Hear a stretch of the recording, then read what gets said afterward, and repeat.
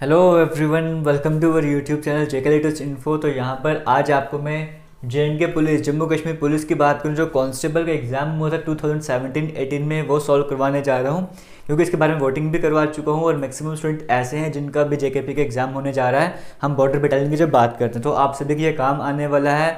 पूरा पेपर आपको सॉल्व करवाऊंगा, बस आपको वीडियो को लास्ट तक देखना होगा।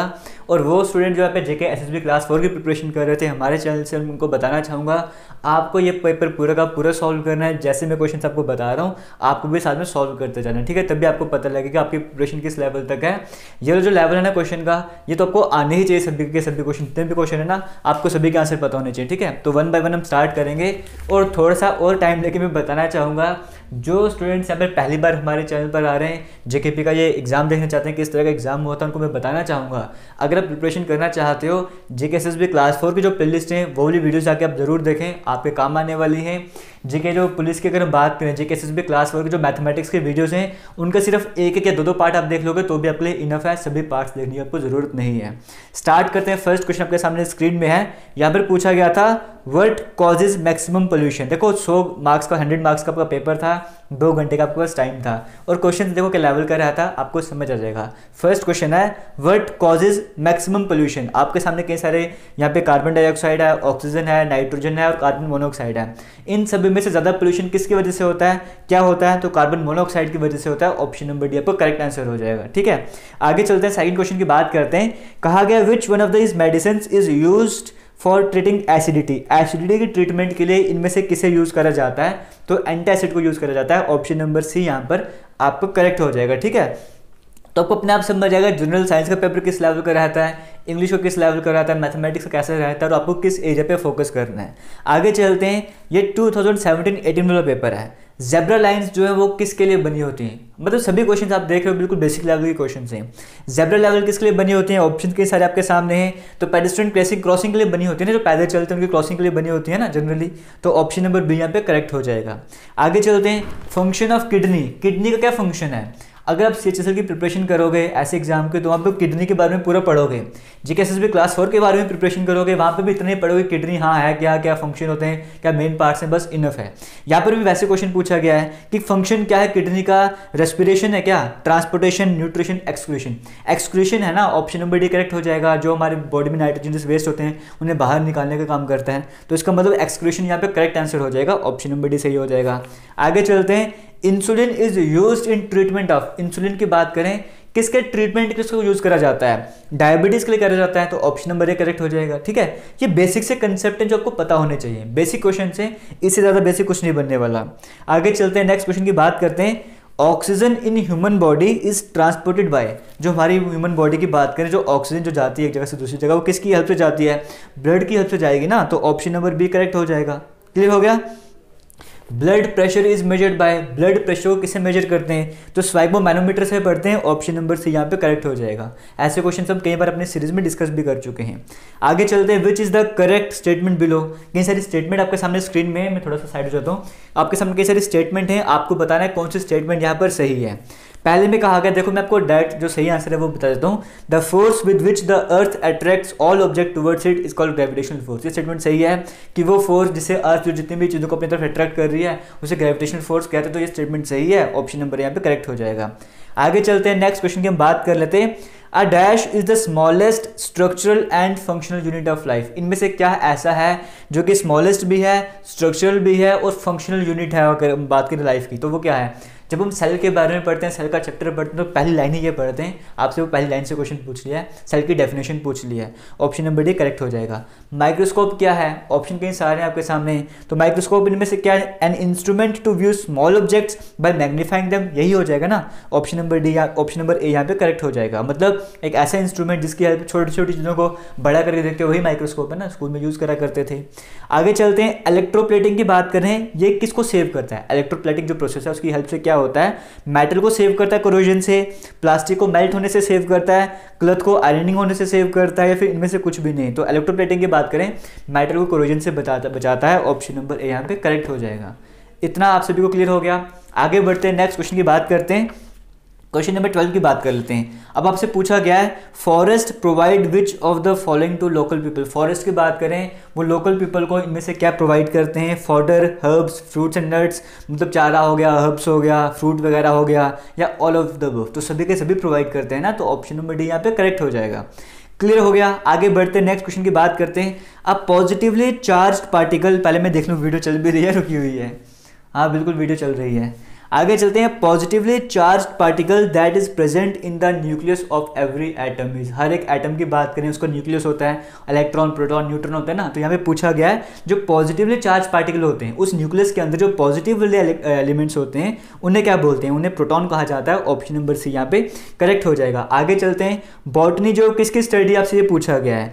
एनिमल्स की, प्लांट्स की, बर्ड्स की या इंसेक्ट्स की? तो प्लांट्स की है ना, ऑप्शन नंबर बी यहाँ पे करेक्ट हो जाएगा। बिल्कुल बेसिक डेफिनेशन पूछी गई है। अब आपको समझ आ रहा होगा कि आपको पढ़ना क्या है। अभी तक के क्वेश्चन से आपको ऐसा पता लगा कि हाँ आपको जैसे प्लांट्स की स्टडी को क्या कहा जाता है, एनिमल्स की स्टडी को क्या कहा जाता है, इंसेक्ट की स्टडी को क्या कहा जाता है, बर्ड्स की स्टडी को क्या कहा जाता है, ये सब आपको याद करना पड़ेगा। और क्या आपको पढ़ा, मतलब याद करना पड़ेगा। अभी तक के क्वेश्चन से आपको पता लगा, जैसे आपको पता लगा माइक्रोस्कोप क्या है, टेलीस्कोप क्या है, एंडोस्कोप क्या है, स्टेथोस्कोप क्या है, इन सब के बारे में पढ़ना पड़ेगा। वैसे क्वेश्चन आ सकते हैं। तो आइडिया लग रहा है ना। केमिकल प्रोसेसेस के बारे में पढ़ना पड़ेगा, इलेक्ट्रोप्लेटिंग है, इलेक्ट्रोलिसिस है, डायलिसिस है, ये सब क्या है वो पढ़ना पड़ेगा। सेल का बेसिक डेफिनेशन आपको पढ़ने पड़ेंगे ना, ऐसे आपको पढ़ना पड़ेगा। ब्लड प्रेशर कैसे मेजर करते, तो मेजरिंग इंस्ट्रूमेंट आपको याद करने पड़ेंगे। फंक्शन किडनी का पूछा है, लंग्स का पूछ सकता है, हार्ट का पूछ सकता है, तो किसी का भी पूछ सकता है, वो फंक्शंस आपको पढ़ने पड़ेंगे। तो आपको समझ आ रहा है कि जेकेपी कहाँ पे घुमाता है, किस लेवल के क्वेश्चन पूछता है, वो आपको आइडिया लग रहा होगा। आगे बढ़ते हैं, नेक्स्ट क्वेश्चन की बात करते हैं। Syed Altaf Bukhari is the member in JNK state for. अभी 2017-18 का पेपर है ना, उसमें पूछा गया था कि सैयद अल्ताफ बुखारी जो हैं वो JNK स्टेट में किसके मेंबर हैं। तो उस टाइम पीरियड पर वो एजुकेशन मिनिस्टर थे, तो ऑप्शन नंबर सी करेक्ट हो जाना था। ठीक है, उस टाइम का पेपर था वो। तो वैसे आप समझ सकते हो कि आज के टाइम पे जम्मू कश्मीर में एजुकेशन मिनिस्टर कौन है, रेवेन्यू मिनिस्टर कौन है, PDD का मिनिस्टर कौन है, ये सब आपको पता होना चाहिए। वैसे क्वेश्चन आपको एग्जाम में आ सकते हैं। तो आपको आइडिया लग गया कि हाँ मेरे पास जितने भी दिन हैं उनमें मुझे क्या याद करना है, समझ रहे हो। आगे बढ़ते हैं, नेक्स्ट क्वेश्चन की बात करते हैं। The constituent assembly of Jammu and Kashmir ratified the accession of state to India on. ये आपसे पूछा गया। देखो, एक होता है इंस्ट्रूमेंट ऑफ एक्सेशन, जिसके हम बात करते हैं 1947 के, वो साइन करेगा था, हरि सिंह ने साइन करा था कि हाँ हम इंडिया में पार्ट लेने गए, इंडिया का हिस्सा बनने वाले हैं। यहाँ से पे आपसे वो नहीं पूछा गया, आपसे पूछा गया है कि जो हमारी असेंबली थी जम्मू कश्मीर की, उसने कब कहा था कि हाँ वाकई में हम स्टेट के अंडर आ चुके हैं। क्योंकि जब एक्सेशन साइन हुआ था ना 1947 वाला, उसके बाद ऐसा नहीं था कि इंडिया पूरी तरह से कश्मीर जो है वो पूरी तरह से इंडिया में आ चुका था, वैसा नहीं हुआ था। अभी पंडित जवाहरलाल नेहरू की सोच अलग थी, तो यहाँ पे हरि सिंह की सोच अलग थी कि हाँ हम पूरी तरह से इंडिया में आ जाए। जवाहरलाल नेहरू का था कि नहीं अभी थोड़ा सा रोक के रखें, ढीला करने का मतलब वो करने की कोशिश कर रहे थे। बट फाइनली जो अगर यहाँ पे बात करें 6 फरवरी 1954 को फाइनली हो गया था, तो वो डेट आपसे पूछी गई थी। ऑप्शन नंबर ए करेक्ट हो जाएगा। आगे चलते हैं। Which of the district of Jammu Kashmir share its border with Himachal. तो इनमें से कौन सी डिस्ट्रिक्ट ऐसी जम्मू कश्मीर के जो हिमाचल से बॉर्डर शेयर करती है, तो वो कौन सी है? राजौरी, पुंछ, डोडा, जम्मू। तो डोडा के बॉर्डर जो है वो शेयर होता है ना हिमाचल प्रदेश से। ऑप्शन नंबर सी यहाँ पे करेक्ट हो जाएगा। समझ गए। अब आपको समझ आ रहा होगा जम्मू कश्मीर के जो नेबरिंग स्टेट्स हैं उनके बारे में समझना होगा। पंजाब के साथ कौन सी डिस्ट्रिक्ट का बॉर्डर लगता है, हिमाचल के साथ किसका बॉर्डर लग रहा है, इस तरह से आपको सब कुछ पढ़ना होगा। क्लियर हो गया। या फिर जम्मू कश्मीर के साथ कितनी जो है बाउंड्रीज लगती हैं, कितने स्टेट की या कितने यूटीज़ की बाउंड्रीज लगती हैं, वो सब भी आपके लिए इंपॉर्टेंट बन जाता है।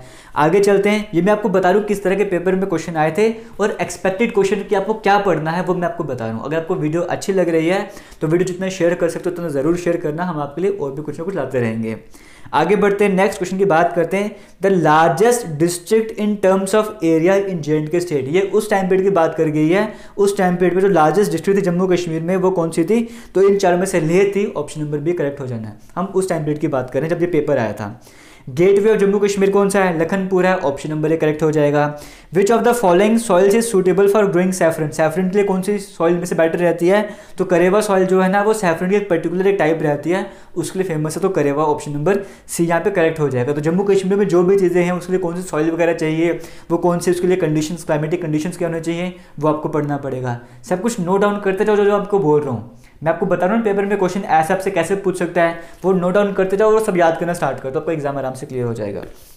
आगे चलते हैं। India is the second largest producer of silk in the world after, India जो है वर्ल्ड में सेकंड लार्जेस्ट सिल्क का प्रोड्यूसर है, बट किसके बाद, मतलब पहले नंबर पे कोई आता है चाइना आता है, ऑप्शन नंबर ए करेक्ट हो जाएगा। इसका मतलब आपको ये भी याद करना पड़ेगा कि वर्ल्ड में सबसे ज़्यादा जैसे जैसे यहाँ पे बोला ना कि एक्सपोर्टर इंपोर्टर वगैरह या फिर प्रोड्यूसर, इंडिया सबसे ज़्यादा क्या प्रोड्यूस करता है वो सारी चीज़ें आपको याद करनी पड़ेंगी, या इंडिया कहाँ कहाँ दूसरे नंबर पर स्टैंड करता है वो भी आपको याद करना पड़ेगा, ठीक है। Pashmina wool is obtain from which of the following livestock, pashmina wool कहाँ से मिलता है, गोट से मिलता है, ऑप्शन नंबर सी करेक्ट हो जाएगा। Main animal species of the Dachigam national park is famous for, जो मेन एनिमल स्पीशीज है दचिगम नेशनल पार्क की वो क्या, इनमें से लेपर्ड है, बियर है, हंगुल है, फिर आउल है। यहाँ पे करेक्ट आंसर क्या हो जाएगा, तो हंगुल जो है ऑप्शन नंबर सी यहाँ पे करेक्ट आंसर हो जाएगा, ठीक है।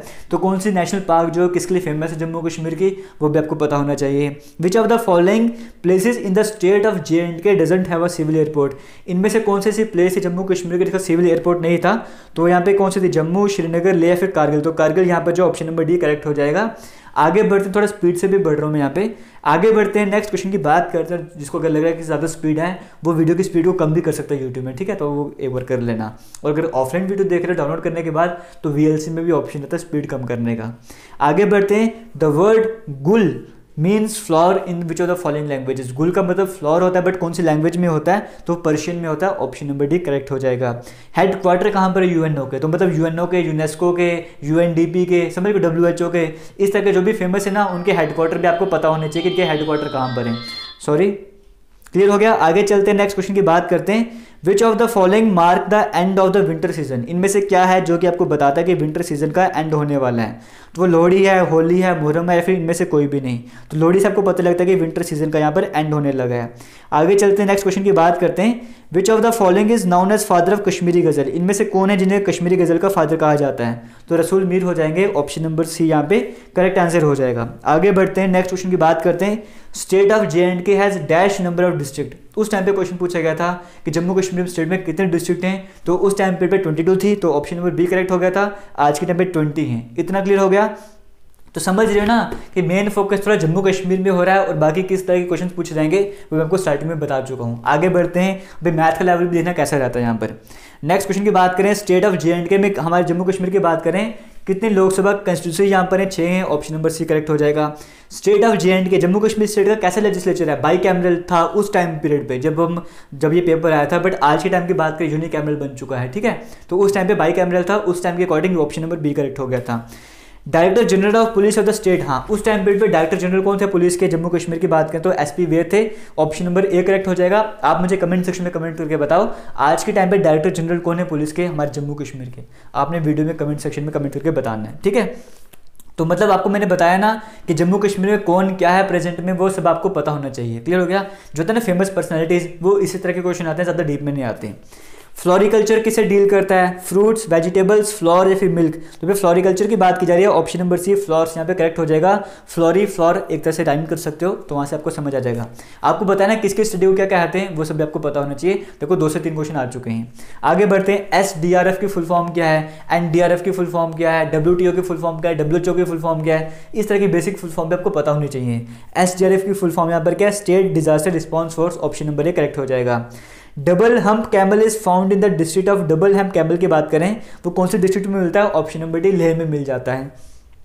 Which is the second coldest inhabited place in the world, second coldest inhabited जहाँ पे लोग रहा करते हैं वो कौन सी प्लेस है, द्रास, ऑप्शन नंबर बी यहाँ पे करेक्ट हो जाएगा, जम्मू कश्मीर में है।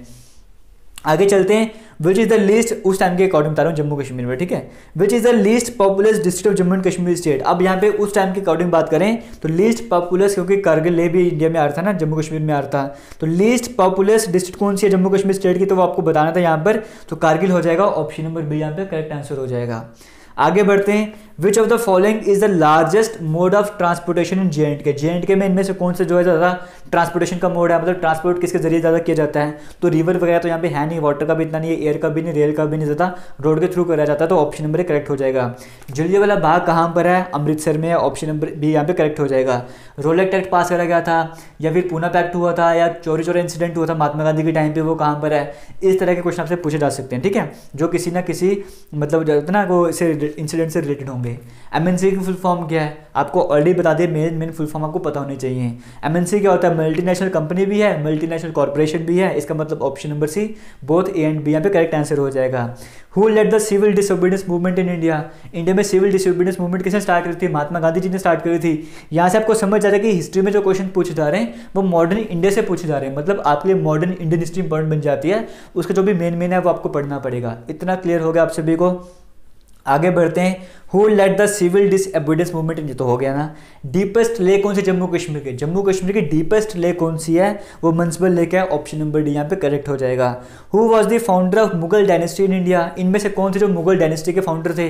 फिर से अगर बात करेंगे यहाँ पे करेक्ट आंसर का ज़ाहिर-उद-दीन, ज़ाहिर-उद-दीन का नाम क्या था, बाबर। आपको बाबर देता आपको पता लग जाता, डिफिकल्ट बनाने के लिए यहाँ पे ज़ाहिर-उद-दीन कर दिया, ऑप्शन नंबर ए करेक्ट हो जाएगा। आपको कोई भी एग्जाम होता है ना, कोई भी एग्जाम होगा उसका पैटर्न ऐसा रहता है कि 100 नंबर का पेपर है ना, तो 100 नंबर का पेपर में ऐसा रहता है कि 50 से 60 नंबर का पेपर ऐसा होगा जो थोड़ी सी भी मेहनत करके जाएगा वो ले आएगा। 50 तक क्वेश्चन उसको आते होंगे, जिन थोड़ी सी ज़्यादा मेहनत करोगे वो 70 तक कर लेगा, जिसने बहुत ज़्यादा मेहनत करी होगी ना वो 80 से लेकर 90 तक पहुंचेगा। तो आपको दिख रहा होगा इस पेपर में भी, अगर किसी नॉर्मल भी पढ़ा होगा ना तो उसको 40 से 50 क्वेश्चन आराम से आ जाएंगे। ठीक है, जिसको क्रैक करना है थोड़ा सा एफर्ट लगाने पड़ते हैं। आगे चलते हैं, नेक्स्ट क्वेश्चन की बात करते हैं। People in the world mostly follow which of the following religion, पूरे वर्ल्ड की बात करें सबसे ज़्यादा कौन से रिलीजन को फॉलो करा जाता है, तो क्रिश्चियनिटी को फॉलो करा जाता है, ऑप्शन नंबर सी यहाँ पे करेक्ट हो जाएगा। टीचर्स डे कब होता है, इस तरह के जो भी इंपॉर्टेंट डेज हैं वो भी आपको पता होने चाहिए। टीचर्स डे 5 सितंबर को होता है, ऑप्शन नंबर डी करेक्ट हो जाएगा। महात्मा गांधी को क्या कहा जाता था, फादर ऑफ नेशन कहा जाता था, ऑप्शन नंबर बी करेक्ट हो जाएगा। यानी कि आपको निक नेम भी याद करना पड़ेगा, किसका निक नेम क्या था, समझ गए, जैसे फादर ऑफ ये नेशन हो गया, आयरन मैन ऑफ इंडिया किसे कहा जाता था। ठीक है, तो उसके बाद और भी इस तरह के कई सारे केसरी किसे कहा जाता था, ऐसे जो भी टाइटल है निक नेम है वो सभी आपको पता होने चाहिए। और जो भी इंपॉर्टेंट डेज हैं, most important days, teachers day हो गया या योगा डे हो गया, इस तरह के जो भी डेज होंगे वो आपको पता होने चाहिए। क्लियर हो गया, तो आपको एस्टिमेट लग रहा होगा कि हमारा पेपर किस तरह का आने वाला है, कहाँ पर हमें घुमाया जाता है। समझ गए, सभी टॉपिक्स के नाम लिख दो, अगर एग्जाम क्रैक करना चाहते हो सभी टॉपिक्स को पढ़ना स्टार्ट कर दो। 2019 का क्रिकेट वर्ल्ड कप कहाँ हुआ था, 2019 का T20 वर्ल्ड कप कहाँ पर, 2020 का T20 वर्ल्ड कप कहाँ पे हुआ था, अभी जो रिसेंट ट्रॉफी हुई है इंडस्ट्रियल की वो कहाँ पर हुई थी, वो IPL जो है वो कहाँ पर हुए थे, इस तरह के क्वेश्चन आपके एग्जाम में आ सकते हैं। तो 2019 का वर्ल्ड कप इंग्लैंड में हुआ था, इंग्लैंड और वेल्स में, तो ऑप्शन नंबर ए करेक्ट हो जाएगा। अब इंग्लिश के क्वेश्चन देखो, बिल्कुल बेसिक से क्वेश्चन है। You get a dash in train while travelling, तुम्हें ट्रेन में जब ट्रैवल करोगे तो बर्थ मिल जाएगी ना, तो बर्थ के स्पेलिंग कौन से हैं, BERTH वाला बर्थ है, जो यानी कि हम सीट की बात करते हैं, ऑप्शन नंबर सी करेक्ट हो जाएगा। Kalidas is the Shakespeare of India आ जाएगा, तो द यहाँ पे आर्टिकल्स की बात करें, ऑप्शन नंबर सी करेक्ट हो जाएगा, क्योंकि हम पर्टिकुलर बता रहे हैं ना, मेंशन करें इंडिया का शेक्सपियर कौन था, तो कालिदास था ना, तो इसीलिए द आ रहा है। सेक्रेट का मतलब क्या होता है, मतलब सिनोनिम आपसे पूछा गया है। सेक्रेट का मतलब तो हॉली, इसका मतलब यहाँ पर ऐसा है कि बिल्कुल बेसिक से जो होते हैं ना वर्ड्स वो आपसे पूछे जा रहे हैं, JKSSB क्लास 4 में भी ऐसा रहने वाला है। अब यहाँ पे पूछा गया है, हाँ ठीक है, स्पेलिंग आपसे पूछा गया है कि बताओ रिसाइट के करेक्ट स्पेलिंग क्या है, तो RECITE जो करेक्ट स्पेलिंग होते हैं, ऑप्शन नंबर सी यहाँ पे करेक्ट हो जाएगा। रिसाइट मतलब बोलना कुछ है ना, सुनाना इस तरह से करके, तो ऑप्शन नंबर सी जहाँ पे जो करेक्ट हो जाए, जैसे मैं रिसाइट कर रहा हूँ। अब आपको फिर से एक्सीडेंट के स्पेलिंग पूछेंगे तो ऑप्शन नंबर ए करेक्ट हो जाएगा, एक्सीडेंट के स्पेलिंग तो वही करेक्ट होंगे ना। आगे बढ़ते फिर से स्पेलिंग मतलब पूछा, कंसीव के स्पेलिंग पूछे गए हैं, तो CONCEIVE करेक्ट हो जाएगा, ऑप्शन नंबर ए यहाँ पे करेक्ट आंसर हो जाएगा। आगे बढ़ते हैं, इसके बाद हाँ, अब ये क्वेश्चन देखो पूछा गया मैथमेटिक्स से, क्वेश्चन देखो कैसे पूछेंगे। वैल्यू ऑफ √2 की पावर 3, √2 की पावर 3 है, इसके आपको वैल्यू बतानी क्या हो जाएगी। अब यहाँ पर देखो क्यू बना, इसका मतलब को 3 बार लिख सकते हो, √2 मल्टीप्लाइड बाय √2 मल्टीप्लाइड बाय √2, 3 बार आपने मल्टीप्लाई करना है। √2 को √2 से मल्टीप्लाई कर 2 बच जाएगा, समझाता हूँ कैसे, ये बन जाएगा √2 का स्क्वायर और √2 वैसे ही आ जाएगा, ये स्क्वायर कट जाएगा तो 2√2 आपके पास आंसर आ जाएगा। और ऐसा कहाँ पर देखने को मिल रहा है, ऑप्शन नंबर सी में देखने को मिल रहा है, वो करेक्ट हो जाएगा। आगे बढ़ते हैं, A+B+2C का होल स्क्वायर का फॉर्मूला आपसे पूछा गया। अब यहाँ पे देखो आपको पता है A+B+C का होल स्क्वायर की बात करूँ, ये किसके बराबर होता है, आपको पता ही होता है A² + B² + C² + 2AB + 2BC + 2CE। आपको ये फॉर्मूला पता है कि A+B+C का होल स्क्वायर इसके बराबर होता है। इसका मतलब क्या है, आपको सिर्फ इसके होल स्क्वायर का फॉर्मूला नहीं याद करना, आपको होल क्यूब का फॉर्मूला याद करना है। आपको A+B का होल स्क्वायर किसके बराबर होता है, A-B का होल स्क्वायर किसके बराबर होता है, A³ + B³ फॉर्मूला, ये सारे फॉर्मूले आपको याद करने पड़ेंगे।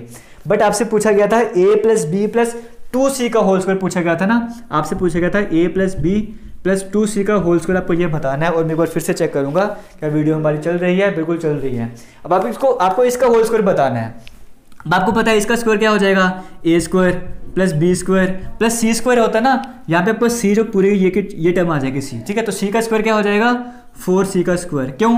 क्योंकि आपको इसका भी स्क्वायर करना है। सी आपके पास क्या है, सी आपके पास है 2c, इसके पूरे का स्क्वायर करना है, तो 2 का स्क्वायर 4, सी का स्क्वायर सी स्क्वायर, तो A square plus B square plus C square plus 2 into A into B, ये हो गया 2ab प्लस 2bc करना ना, 2 इंटू बी इंटू सी आपके पास क्या है 2c है, उसी का मैं 2c लिख दूंगा।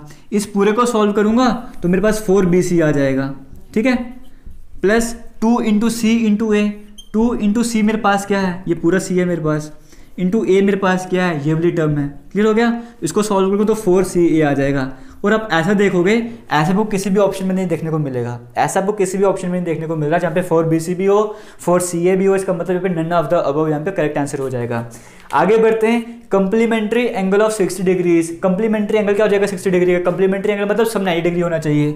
60 डिग्री है ना, तो इसमें 30 ऐड करोगे तब भी तो 90 डिग्री बनेगा, तो कंप्लीमेंट्री एंगल 60 का क्या बन गया सॉरी, इसका कॉम्प्लीमेंट्री एंगल क्या हो गया 30 हो गया। इसका मतलब 60 में 30 आएगा तभी 90 बनेगा। वैसे सप्लीमेंट्री एंगल भी पूछ सकता है, तो इस तरह के क्वेश्चन आपके एग्जाम में आते हैं। इन ए ट्राइंगल ABC, एक ट्राइंगल ABC है, मैं सिंपल ट्राइंगल बनाता हूँ ABC ऐसे करके, ठीक है। ABC एक ट्राइंगल हमारे पास, उसमें क्या कहा गया AB जो साइड है, ये जो AB साइड है ये बड़ी है, ये साइड बड़ी है AC से, ठीक है। तो आपसे पूछा गया है कि बताओ इनमें से कौन सी स्टेटमेंट सही होगी। जो भी बड़ी साइड होती है ना, उसके अपोजिट वाला एंगल बड़ा होता है, इसका मतलब जो एंगल C है वो बड़ा हो जाएगा एंगल B से। तो ऐसा आपको कौन सा ऑप्शन में देखने को मिल रहा है, ऑप्शन नंबर C में देखने को मिल रहा है, एंगल C जो बड़ा है एंगल B से। इसका मतलब यही हुआ ना कि एंगल B जो है वो छोटा है एंगल C से, फिर एंगल C जो बड़ा है, तो ऑप्शन नंबर C आपको करेक्ट हो जाएगा, एंगल C जो है वो बड़ा है एंगल B से। आगे चलते हैं, आपके पास यहाँ पे कहा गया सम ऑफ 2 नंबर्स इज 20, ठीक है। दो कोई नंबर है आपके पास, उनका सम जो है 20 है। हम मान लेते हैं एक नंबर हमारे पास x है, एक नंबर हमारे पास y है, इन दोनों का सम कितना है हमारे पास, वो हमारे पास 20 है। फिर कहा गया उनका डिफरेंस 4 है, हमारे पास दो नंबर हैं x प्लस वाई हमने कर दिया, इनका सम 20 है। अब वही दो नंबर जो है उनका डिफरेंस 4 है, यानी कि अगर मैं इन दोनों को माइनस कर दूंगा मेरे पास आंसर 4 आ जाएगा। क्लियर हो गया? आपसे पूछा गया बताओ वो नंबर्स क्या थे। अब देखो इसको सॉल्व करने का तरीका होता है, जब भी ऐसे स्टेटमेंट आपके पास आ जाएगी ना, सिंपल कैसे सॉल्व करना है, ये एक लाइन लगा दो, इसके साथ कोई साइन नहीं है, इसका मतलब इसके साथ प्लस वाला साइन है, इसके साथ कोई साइन नहीं है, इसका मतलब ये हुआ इसके साथ प्लस वाला साइन है, साइन चेंज कर दो, माइनस लगा दिया। इसके साथ माइनस का साइन है, हमें साइन चेंज करना है, हमने प्लस लगा दिया। क्लियर हो गया? इसके साथ कोई साइन नहीं है, इसका मतलब प्लस है, हम साइन चेंज करके माइनस आ जाएगा। इतना क्लियर हो गया? अब इसकी वैल्यू ये हो जाएगी, y का साइन ये हो जाएगा, 4 का साइन ये हो जाएगा। सॉल्व करेंगे, x में से x माइनस करेंगे, ये पूरा कट जाएगा, y प्लस y क्या हो जाएगा 2y हो जाएगा, इक्वल्स टू 20 माइनस 4 करेंगे 16 हो जाएगा। इसका मतलब मेरे पास क्या आया कि 2y मेरे पास आ गया 16 के बराबर, तो y मेरे पास आ जाएगा 16/2, तो y मेरे पास आ जाएगा 8 के बराबर। एक वैल्यू मेरे पास 8 आ गई है, तो हमारे पास स्टेटमेंट थी ना x प्लस वाई इक्वल्स 20, तो y की वैल्यू अगर मैं यहाँ पे लगा दूँ, y की वैल्यू मैं यहाँ पे 8 लगा दूँ, तो x प्लस 8 इक्वल्स 20 बन जाएगा, और 8 को मैं वहाँ पे ले जाऊँगा तो माइनस बन जाएगा, तो x इक्वल्स 20 माइनस 8 क्या हो जाएगा 12 आ जाएगा। यानी कि एक वैल्यू 12 है, एक वैल्यू 8 है, और ऐसा मुझे कहाँ पे देखने को मिल रहा है, ऐसा मुझे ऑप्शन नंबर सी में देखने को मिल रहा है, वो करेक्ट हो जाएगा। आगे बढ़ते हैं, नेक्स्ट क्वेश्चन की बात करते हैं। If all the sides of a quadrilateral are equal, अगर जितनी भी साइड्स होते हैं क्वाड्रिलेटर की वो इक्वल होंगी, तो ये क्या हो जाएगा, एक रोम्बस होगा। क्लियर हो गया? ये बेसिक सी एग्जांपल से, बेसिक सी डेफिनेशन है, वहां सबसे क्वेश्चन पूछा गया है। साइन 30 की वैल्यू क्या होती है, साइन 30 की वैल्यू थी 1/2, तो यहाँ पे ऑप्शन नंबर सी आपको करेक्ट हो जाएगा। सिंपल आपसे साइन 30 की वैल्यू पूछ ली, इसका मतलब पूरे ट्रिग्नोमेट्री जो टेबल होता है ना, सभी की वैल्यूज आपको पता होनी चाहिए। और आपको बताना चाहूँगा अगर कोई स्टूडेंट इंटरेस्टेड है जेकेपी के ऑफलाइन बैच में, तो हमें इंस्टाग्राम पे कॉन्टैक्ट कर सकता है। आगे चलते हैं, नेक्स्ट क्वेश्चन की बात कर लेते हैं। Surface area of a sphere having radius 7 centimetre is. अब यहाँ पे एक स्फेयर है, उसका रेडियस आपको दिया 7 सेंटीमीटर, मतलब कि आपको एरिया ऑफ स्फेयर पता होना चाहिए, एरिया ऑफ ट्राइंगल का फॉर्मूला पता होना चाहिए, एरिया ऑफ रेक्टेंगल का फॉर्मूला पता होना चाहिए, एरिया ऑफ स्क्वायर का फॉर्मूला पता होना चाहिए, एरिया ऑफ रोम्बस का फॉर्मूला पता होना चाहिए। ऐसे क्वेश्चन के फॉर्मूला को समझ आ गए, इसका मतलब जम्मू कश्मीर पुलिस के एग्जाम पर आपका एक नंबर कन्फर्म हो गया। ठीक है, 5 मिनट लगेंगे फॉर्मूला नोट डाउन करने में और उसको याद करना है, और एक नंबर आपको कन्फर्म हो जाएगा। और एग्जाम में एक एक नंबर आपके लिए इंपॉर्टेंट बन जाता है, आपको ये क्रैक करना है एग्जाम, तो आपको मेहनत करनी होगी। आपसे पूछा गया सरफेस सरफेस एरिया स्क्वायर है उसका सरफेस एरिया आपको बताना है। रेडियस दिया हुआ 7 सेंटीमीटर। फॉर्मूला होता है हमारे पास 4πr²। आपको ऐसे याद होना चाहिए फॉर्मूले। आपसे एग्जाम में पूछ ले कि स्क्वायर का सरफेस एरिया क्या है, आपको फॉर्मूला याद होना चाहिए, आपको उसी वक्त आंसर आपका आराम से निकल जाएगा। अब आर आपको पता है, आर का आपको दिया हुआ रेडियस 7 सेंटीमीटर, 4 मैंने लिख दिया, पाई की वैल्यू तो 22/7, रेडियस का स्क्वायर है, इसका मतलब रेडियस का स्क्वायर करना ना तो 7 का स्क्वायर करना पड़ेगा। तो 7 का स्क्वायर करने के बजाय मैं 7 को 2 बार यहाँ पे मल्टीप्लाई कर देता हूँ, ठीक है, ये मैंने कर दिया। अब एक 7 और एक 7 ये कट गया। 4 को मैं 22 से मल्टीप्लाई करूँगा तो 88 बन जाएगा। 88 को मैं 7 से मल्टीप्लाई करूँगा तो 6 आ जाएगा, 5 कैरी आ जाएगा, 56, 616 आपके पास करेक्ट आंसर हो जाएगा। ऐसा आपको ऑप्शन नंबर बी में देखने को मिल रहा है। और यहाँ पर एक तो हो गया आपको फॉर्मूला पता है, ठीक है, बट फॉर्मूला पता होने के बाद ये कैलकुलेशन मिस्टेक नहीं होनी चाहिए, ठीक है। इसको चाहे एक बार दोबारा से चेक कर लो, थोड़ा सा टाइम ले लो, बट गलत नहीं होना चाहिए। आगे बढ़ते हैं, नेक्स्ट क्वेश्चन की बात करते हैं। The mean of the first 5 natural number. पहले जो 5 नेचुरल नंबर होते हैं उनका मीन आपको निकालना है। मीन का फॉर्मूला क्या होता है? मीन का फॉर्मूला होता है, पहले मैं आपको पहले 5 नेचुरल नंबर लेके बताता हूँ। पहले 5 नेचुरल नंबर कौन से हो गए? 1 2 3 4 5। अब इनका मीन निकालना है। मीन का मतलब क्या होता है? मीन का मतलब होता है sum of observation divide by number of observation. Clear हो गया? सम ऑफ ऑब्जर्वेशन का मतलब क्या हुआ? आपके पास यहाँ पे ऑब्जर्वेशन क्या है? ये सारी आपके पास ऑब्जर्वेशन हैं, ठीक है। तो आप इन सभी का सम कर लो। 1 + 2 3, 3 + 3 6, 6 + 4 10, 10 + 5 15। तो सम ऑफ ऑब्जर्वेशन हो गए 15 divided by number of observation. ये है कितना एक्चुअली में? 1 2 3 4 5 है ना, तो 5 लिख दिया मैंने। इसको सॉल्व करो, डिवाइड कर लो, 3 आपके पास आंसर आ जाएगा। बिल्कुल बेसिक सा फॉर्मूला था, आपका आंसर 3 आ गया। ऑप्शन नंबर आपका सी करेक्ट हो जाएगा। किसी तरह का डाउट होगा वीडियो के कमेंट सेक्शन में बताना, मैं समझाने की कोशिश करूँगा आपको। Boarding in and alighting from A vehicle while in motion is. अब कोई व्हीकल चल रहा है, उसमें आपको अगर चढ़ना है या चलते व्हीकल से उतरना है तो ये सभी गाड़ियों में मना होता है ना, तो इसका मतलब ऑप्शन नंबर सी करेक्ट हो जाएगा। बस कई बार क्या होता है कि आपको ना क्वेश्चन समझ नहीं आता है। अब ये तो बच्चों वाली बात है, क्योंकि गाड़ी चल रही है, उसे ना ही उतरना है ना ही उस पर चढ़ना है तो बच्चों वाली बात। बट अगर किसी को समझ ही नहीं आएगा कि अलाइटिंग का मतलब क्या होता है, प्रोहिबिट का मतलब क्या होता है, तो वो कैसे आंसर देगा? समझ रहे ना? तो आपको एक काम और करना है कि कुछ मत करो, बट डेली का ना कोई एक नया वर्ड सीखने की कोशिश करो। जो डेली लाइफ में यूज करते हो ना, उसको समझो कि उसको इंग्लिश में ट्रांसलेशन क्या है। अगर आप डेली का एक वर्ड भी सीखोगे जो डेली लाइफ में पे काम आता है, तो अगर 60 दिनों का आपको टाइम, तो आप 60 नए वर्ड सीख जाओगे। और क्या पता वहां से आपके एग्जाम में क्वेश्चन आ जाए, आपका आंसर ठीक हो जाएगा। तो कोई बुरी बात नहीं है, आप डेली लाइफ में भी यूज कर सकते हो इन वर्ड्स को। बात करने का तरीका भी चेंज होता है आपका, ठीक है। तो डेली वर्ड्स भी सीखना स्टार्ट करो। आगे बढ़ते हैं, नेक्स्ट क्वेश्चन की बात करते हैं। Which one doesn't belong to the group. अब यहाँ पे ना पूछा गया 4 ऑप्शन है, salt, black pepper, chilli, coriander. इनमें से एक ऐसा है जो इस ग्रुप को बिलोंग नहीं करता। देखो, ब्लैक पेपर की बात करें, चिल्ली की बात करें, कोरिएंडर धनिया की बात करें, ये सभी स्पाइसेस की कैटेगरी में आते हैं, बट नमक एक अलग चीज़ है। इसका मतलब ऑप्शन नंबर 1 करेक्ट हो जाएगा। आगे चलते हैं, फिर से वैसे ही पूछा गया है माइका, जिंक, वाटर, आयरन। अब ये माइका की बात करो, जिंक की बात करो, आयरन की बात, सभी मेटल्स एलिमेंट्स है ना। वाटर अलग चीज़ है, वाटर को अलग कर देना, ऑप्शन नंबर सी करेक्ट हो जाएगा। फिर से वैसे क्वेश्चन पूछा गया है, टेबल, चेयर, बेड, कंप्यूटर। देखो, टेबल पे बैठ सकते हो, चेयर पे बैठ सकते हो, बेड पे बैठ सकते हो, कंप्यूटर में नहीं बैठ सकते। कंप्यूटर एक अलग चीज हो गया, ऑप्शन नंबर डी आपका करेक्ट हो जाएगा। आगे चलते हैं, एक क्वेश्चन यहाँ पर और पूछा गया है, और ये आपसे पूछा गया है कंपाउंड इंटरेस्ट से, बट बिल्कुल बेसिक सा फॉर्मूला है। देखो, आपका जेकेपी का कांस्टेबल का एग्जाम है, आपका यूपीएससी का एग्जाम नहीं है, तो आपको जितना चाहिए आपको उतना ही पढ़ना है। आपको ऐसे नहीं करना, कई बार क्या होता है कुछ इंस्टीट्यूट वाले ऐसा करते हैं कि आपका जेकेपी का बैच है, आपको उन्होंने बैठा दिया एसएससी वाले बैच के साथ। वो आपको बोलेंगे आप एक काम करो, आप हमारे इस बैच में बैठ जाओ, आप ये वाला सीख के आप ग्रेजुएशन लेवल का एग्जाम पे क्रैक कर दोगे। बट आपको उसका बेनिफिट क्या है? एक तो अपने माइंड में प्रेशर डालना है। जो बच्चा ग्रेजुएट पढ़ रहा है वही आप भी पढ़ने में लग गए हो, वो आप ग्रेजुएट से कंप्लीट करने की कोशिश कर रहे हो। आपको वो टीचर पढ़ा रहा है जो ग्रेजुएट का समझ के पढ़ा रहा है आपको, तो आपके दिमाग में क्या पड़ जाएगा?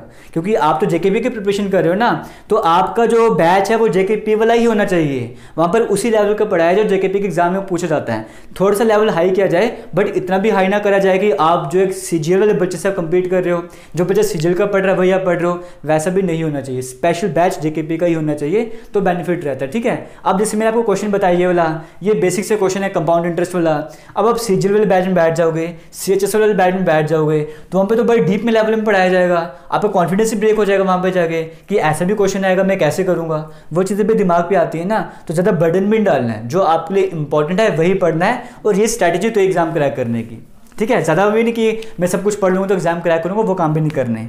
अब Altaf borrowed rupees 1 lakh for 3 years, Altaf ने जो है वो 1 लाख रुपए उधार पे लिए 3 साल के लिए। किसे लिए? हितेश से लिए, 7% कंपाउंड इंटरेस्ट के हिसाब से लिए। आपको बताने कि उसको 3 साल के बाद कितने पैसे लौटाने पड़ेंगे, कुछ भी नहीं है। ऐसे क्वेश्चन है कि सिंपल सा फॉर्मूला है, amount equal to principal 1 + r/100 की पावर n, बस ये वाला फॉर्मूला याद रखना।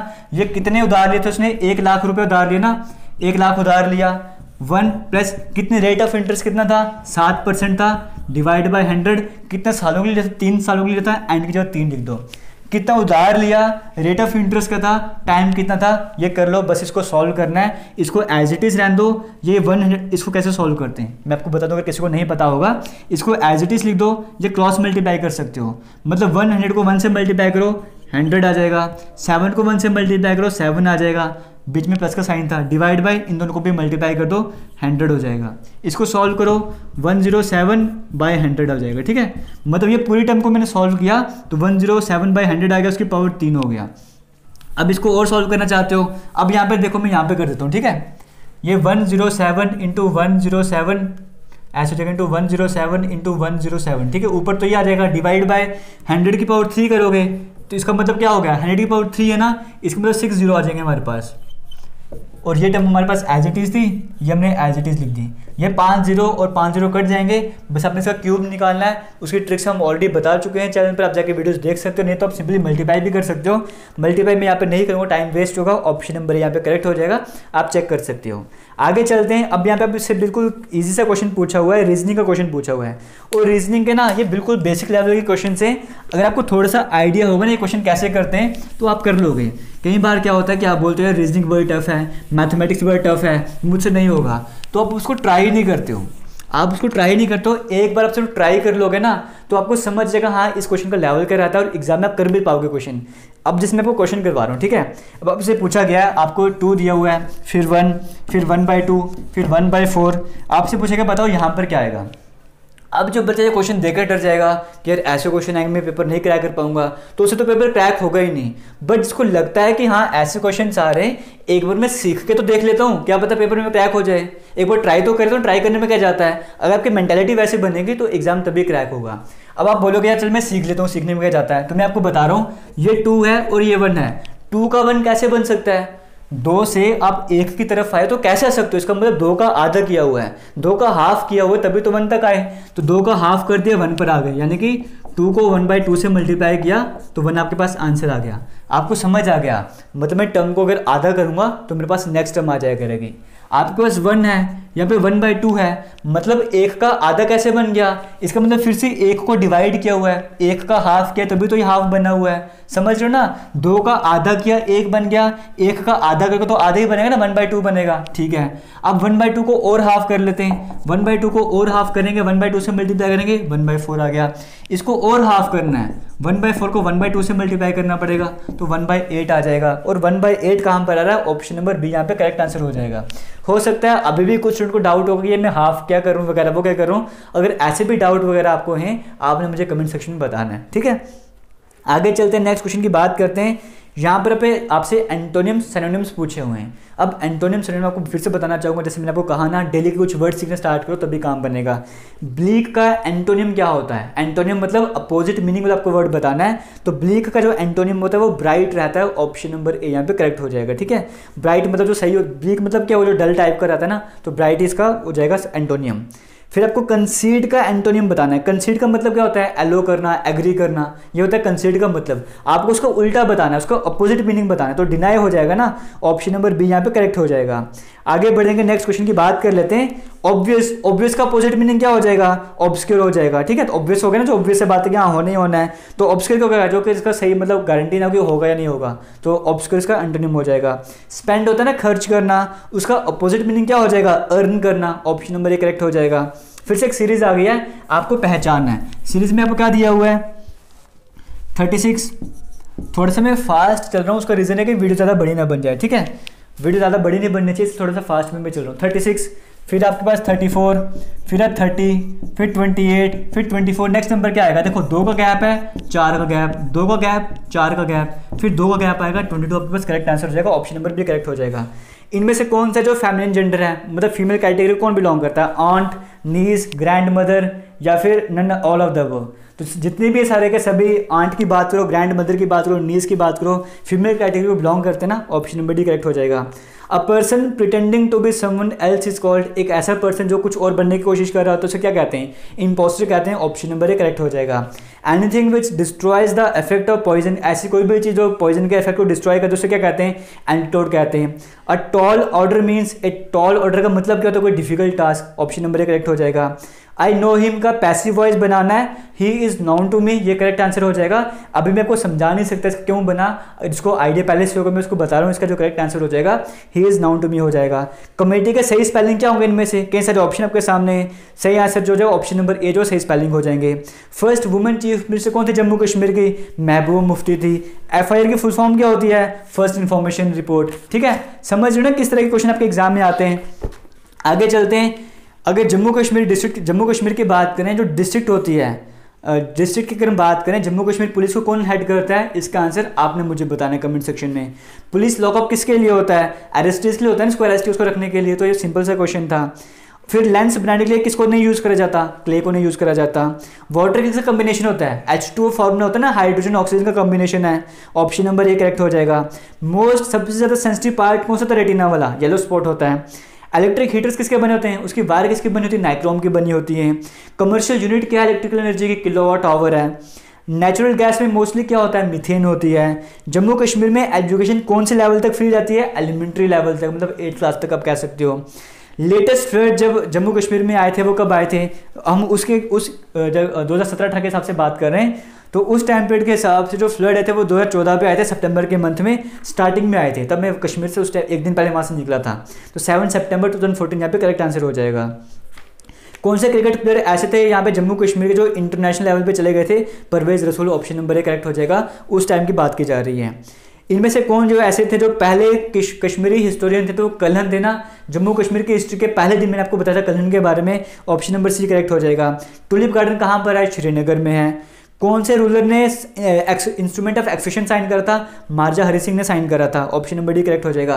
जम्मू कश्मीर के हिस्ट्री हम पूरे डिटेल लेवल में कर चुके हैं। इंडिया का नेशनल सॉन्ग कौन सा है? वंदे मातरम है। नेशनल बर्ड कौन सा है इंडिया का? पीकॉक है। केयर फॉर का मतलब क्या होता है? टू लुक आफ्टर होता है। इनकॉर्जिबल का मतलब क्या होता है? जो इसको सही नहीं करा जा सके, ऑप्शन नंबर यहाँ पे करेक्ट हो जाएगा।